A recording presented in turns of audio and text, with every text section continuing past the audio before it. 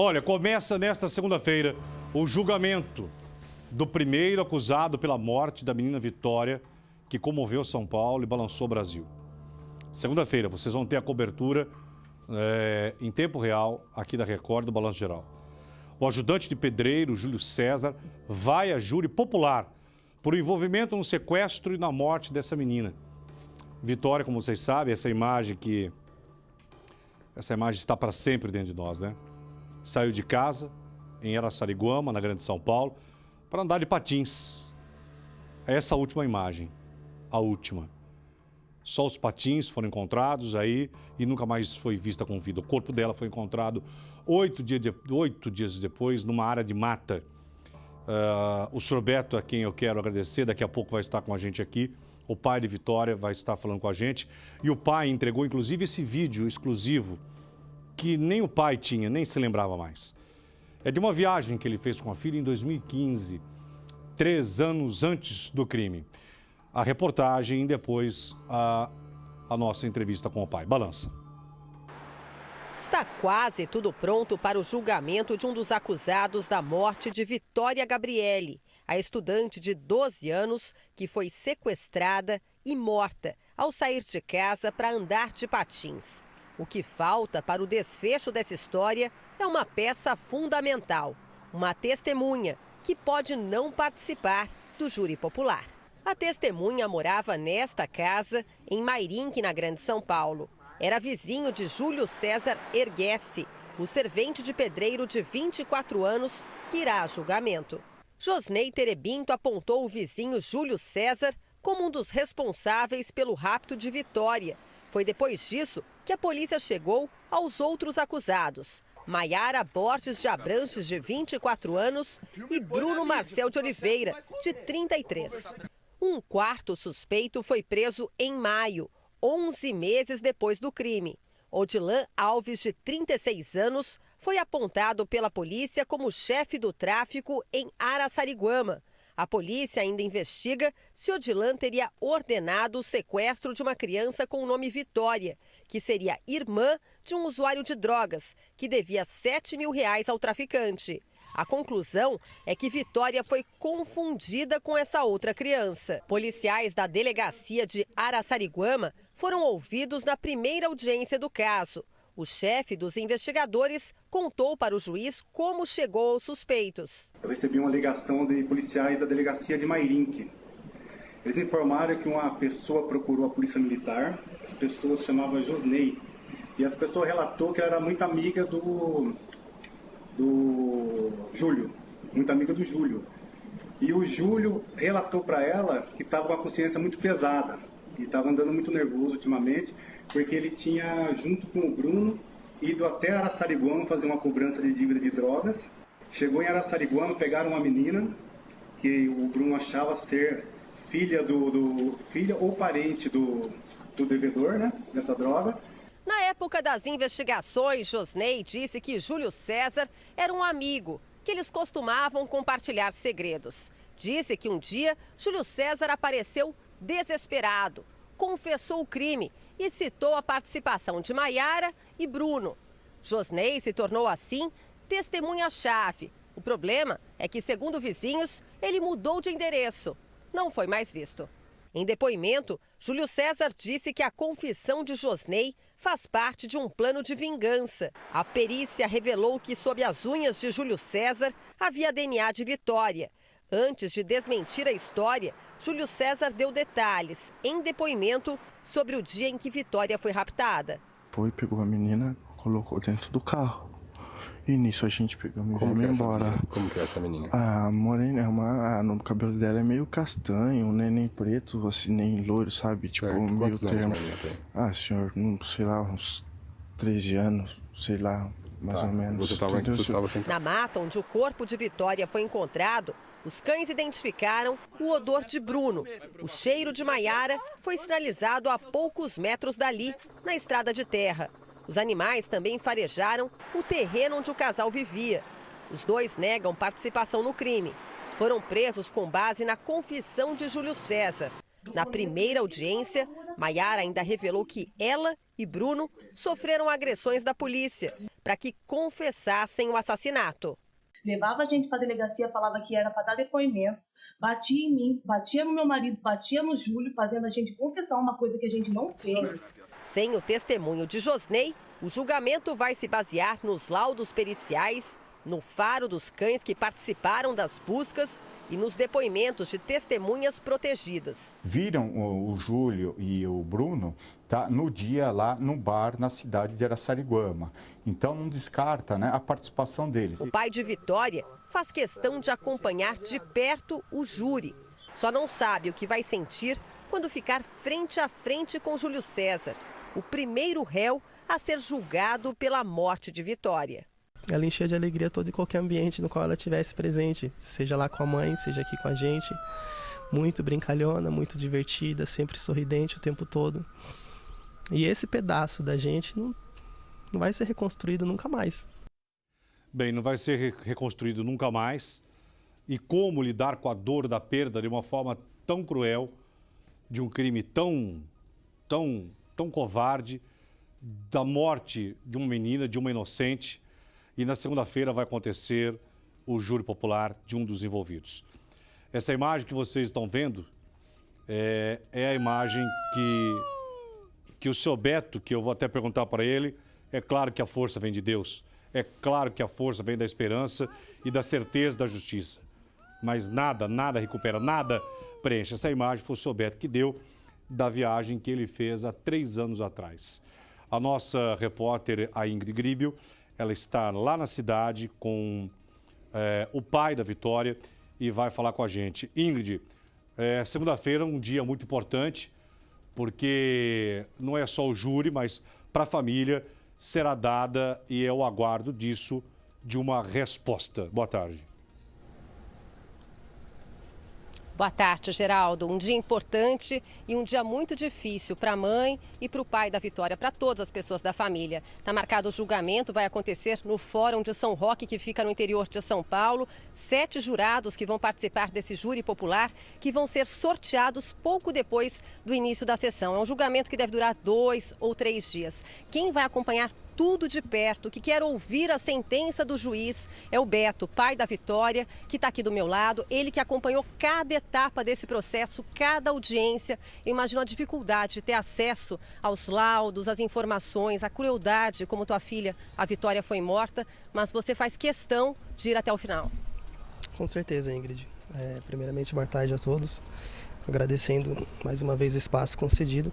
E dizer que a gente, desde o início, desde sempre, assim, estivemos participando de tudo, acompanhando tudo, todos os passos, nas audiências, né, longe, em muitos lugares, com todas as dificuldades.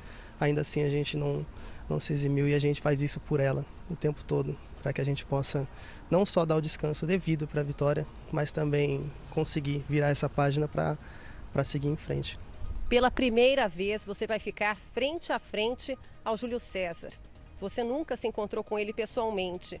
Pelo que você teve acesso, primeiro no inquérito e depois nesse processo, qual foi a participação do Júlio César?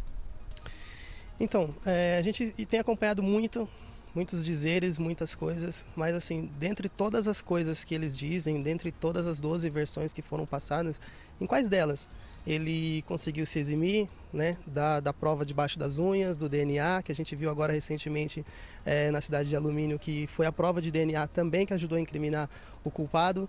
E então, assim, é o benefício do infrator, vamos dizer assim, né? Dentro dessas 12 versões, em quais delas ele conseguiu se escapar, em quais delas ele conseguiu tirar a presença de ter estado com a minha filha? Essa pergunta também ninguém me respondeu até o presente momento, né? 1 ano e meio da morte da Vitória, agora o julgamento. 1 ano e meio, todos os dias, pensando na tua filha, em tudo o que aconteceu. A gente viu agora há pouco um vídeo que você recebeu há 5 dias, um vídeo no final das férias de vocês em 2015, a Vitória ali escorregando num tobogã na praia. Era assim, né, a Vitória? Todo mundo aqui na cidade de Araçariguama conhecia a Vitória dessa forma. Eu já perdi a conta de quantas vezes eu assisti esse vídeo, porque foi um presente, né? Um presente que a gente ganhou desses poucos segundos, mas que transmite ali a alegria dela, ela sorrindo, ela brincando, ela aproveitando esses momentos com a gente, que faz com que a gente tenha diminuído um pouco das nossas dores, né? Serve de alento para nós. Temos recebido de um casal de amigos esse trechinho de vídeo. Transmite aquilo que ela é, de fato, né? São lembranças, mas que de forma bem positiva para a gente, graças a Deus, mostra um pouco daquilo que ela é. E foi um presente. Eu falo isso para eles, eu falo para os amigos todos, porque foi um presente. Eu ganhei 11 segundos da minha filha. Oi, senhor Beto. Isso para mim é um presente que a gente, hoje em dia, a gente mede muito valor nas coisas, né? E o valor para a gente está em momentos. Ingrid. Esses poucos momentos serviu muito para mim. Geraldo, perguntas para o Beto? Sim, mim e do Lombardi. Eu acho que perdemos o sinal, acho que o senhor Beto não me ouve, mas a Ingrid, ela está nos ouvindo aí. Senhor Beto, desde então, a força que o senhor e a dona Rosana estão tendo, primeiramente, em Deus e também dessa justiça que se fará a partir desta segunda-feira, e todos nós acreditamos na justiça. Mas como que está sendo, como que foi desde o crime até hoje para vocês se manterem em pé, pai? Geraldo pergunta, como é que vocês se mantêm em pé depois de um crime como esse? Geraldo, é difícil. As pessoas sempre colocam pra gente e fazem a gente tentar entender que, enterrou, vira a página, segue a vida. Mas esquece que, assim como a família da mãe, a família do pai, muitas pessoas próximas, pessoas que participam da nossa vida, que têm acompanhado, a vida de todo mundo para, de alguma forma. A minha está recomeçando agora, nos últimos meses, voltando a trabalhar, cabeça erguida, colocando as contas todas em dias, né? Trabalhando na área de segurança, não é qualquer empresa que vai fornecer para você uma arma para colocar na sua cintura depois de você ter passado por uma tragédia grandiosa como foi. E a gente viu casos, exemplos, né? Passando sobre isso. Enfim, a vida da gente parou e a gente vai receber essa sentença nos próximos dias ou nas próximas horas aí. Assim como todo mundo, a sentença vai servir para nós também. Para a gente conseguir seguir de cabeça erguida ou baixar a cabeça como derrotados e entender que a justiça brasileira ela é isso mesmo e muito falha. É o que a gente espera que não aconteça. Não queremos ter a sensação de impunidade e ter vivido tudo isso que tenha valido a pena pelo menos para isso, para que os culpados paguem de forma exemplar, que sirvam de exemplo para outros e que não venha de novo a acontecer, porque no final das contas a gente só tem visto isso. Não são só as nossas famílias, não são só as nossas dores, são outras dores. A gente ainda teve o privilégio de encontrar a Vitória, teve a honra de poder colocar a nossa filha, saber onde é que ela está, mas outras pessoas nem isso têm. E isso é o que faz a gente parar e pensar se as nossas dores elas ainda são maiores do que de outras pessoas, sabe? Então, por elas, por todas essas pessoas todas assim que a gente sonha e espera que cometeu o seu crime, que pague por ele de uma forma exemplar e que a gente não termina tudo isso com a sensação de impunidade. Renato Lombardi, difícil de ouvir o que nós ouvimos agora. A sua colocação, sua pergunta. Renato, por favor, ao Beto. Ô Ingrid, eles nos procuraram quando a Vitória desapareceu. Os pais procuraram aqui, o jornalismo da Record. Nós começamos a nossa luta para encontrar a garota, nós começamos a cobrar das autoridades, até que depois, infelizmente, ela foi encontrada morta. O Beto, ele tem alguma dúvida quanto à participação das 4 pessoas envolvidas, Ingrid? Pergunte a ele, por favor. Renato Lombardi faz uma pergunta. Há alguma dúvida sobre a participação das 4 pessoas na morte de Vitória? Então, Renato, boa tarde. Eu penso assim, da seguinte forma, né? Foram laudos, foram alguns comprobatórios, né, que a gente teve acesso. Na época, quando tudo isso aconteceu, a doutora Bruna me recebeu e eu me lembro que foi por volta de umas 10 horas e pouco da manhã. Fiquei até quase 4 horas da tarde questionando, perguntando e tudo aquilo que era cabível, né? Por se tratar de um segredo, né, de justiça, tudo aquilo que era cabível à família eu pude perguntar, eu pude tirar as minhas dúvidas. Isso serviu para a gente perceber que existe sim um trabalho sendo realizado, que foi feito um trabalho assim como está sendo feito pela promotoria, pelo juiz do caso, e que faz com que a gente tenha esperança de que a justiça seja feita da melhor maneira possível. Como eu falei, existem provas, né, provas de laudos, provas periciais, provas que foram só servindo para acúmulo desses agravantes todos, e faz com que a gente tenha a esperança de que o trabalho tendo sido feito, realizado, possam culminar no final de tudo com a justiça sendo feita. Muito obrigada, Beto, pela sua participação. Nós vamos acompanhar o julgamento. Geraldo, na segunda-feira, claro, o Balanço Geral vai estar lá para acompanhar o julgamento e aguardar a sentença do juiz, que deve sair em 2 ou 3 dias. Geraldo. Obrigado, Ingrid. Na segunda-feira, cobertura completa em nossos telejornais, Balanço Geral e também no nosso Cidade Alerta.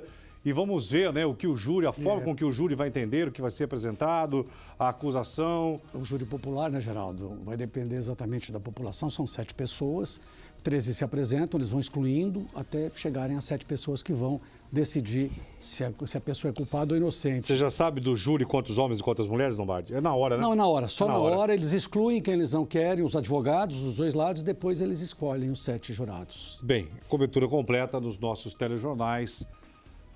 Difícil, né? Imagina para dona Rosana e para esse pai continuar. Imagina.